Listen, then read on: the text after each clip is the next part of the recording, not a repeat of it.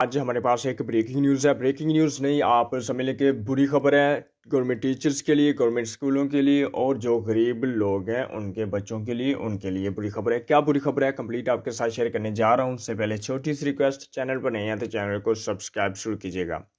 तो नाज़रीन, बात करते चलें कि हुकूमत पंजाब का बड़ा फैसला आ गया है। हुकूमत पंजाब का जो अब सबको पता है कि स्कूलों की प्राइवेटाइजेशन हो रही है। हुकूमत पंजाब का ये हदफ है कि 20 से 25 हज़ार जो गवर्नमेंट स्कूल्स हैं उनको प्राइवेट किया जाए। क्या हुकूमत पंजाब ऐसा कर पाएगी या नहीं?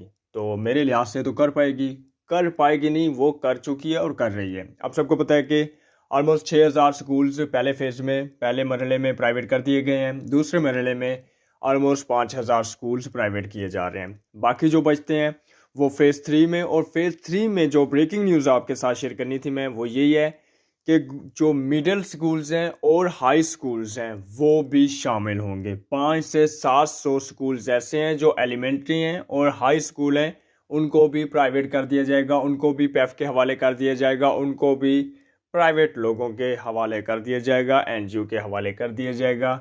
हुकूमत पंजाब का यही कहना है कि इन स्कूलों की हालत कुछ ठीक नहीं है। ठीक है, हम एनजीओज़ को देंगे, एनजीओज़ मिलकर एनजीओज़ यहाँ डेवलपमेंट करेगी, यहाँ बच्चों को इकट्ठा करेगी और जो स्कूल की बिल्डिंग वगैरह है, स्कूल्स का जो स्ट्रक्चर है वो बेहतर बनाएगी। क्या ऐसा हो पाएगा या नहीं, ये तो वक्त ही बताएगा।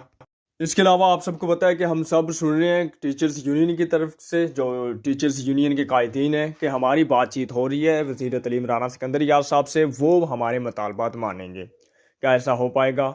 अगर ऐसा है तो प्राइवेटाइजेशन क्यों नहीं रुक रही? मेन जो मुतालबा टीचर्स का यही है, लेकिन कायदीन की तरफ से ये मुतालबा किया गया है या नहीं, या इस पर कोई बातचीत हो गई है, कोई अंडरस्टैंडिंग हो गई है, ये तो अभी कंफर्म नहीं है। आप सबको बाकी पता है कि टीचर्स की तरफ से जो प्रोटेस्ट जारी था, प्रोटेस्ट किया जा रहा था एक ज़बरदस्त सा, वो अब कम हो गया। स्मोक की वजह से छुट्टियों का नया लेटर।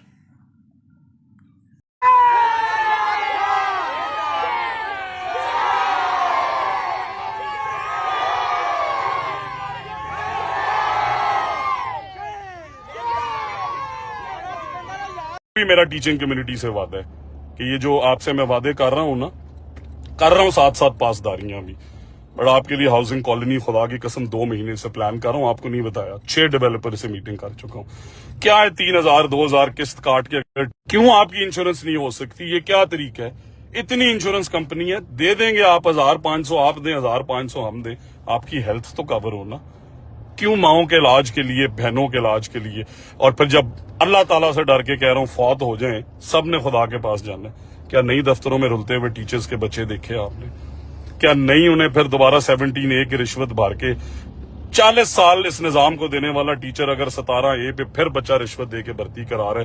सोचें, अगर आप दुनिया से चले गए और नहीं भी गए, आपके सामने अब दुनिया से जाने वाले टीचर्स हैं, उन टीचर्स के बच्चों को अगर पेंशन के लिए पैसे देने पड़ रहे हैं तो सोचें, आपने भी खुदा के पास जाना है। Teaching add community at large एतमाद रखें, आपकी हाउसिंग कॉलोनीज भी बनाऊंगा, फॉरेन स्कॉलरशिप्स भी आपको दूंगा, स्कूटीज भी अपनी बहनों को दूंगा, ट्रांसफर में भी कभी पैसा नहीं चलने दूंगा।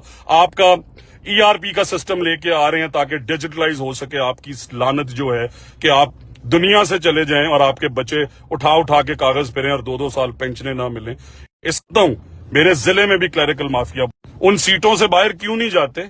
उन्हें पता है रोज रात को रिश्वत से जेब गर्म होती है। उन्हें पता है कि ये खवातीन इस निजाम से डरते हुए नहीं बोल रही।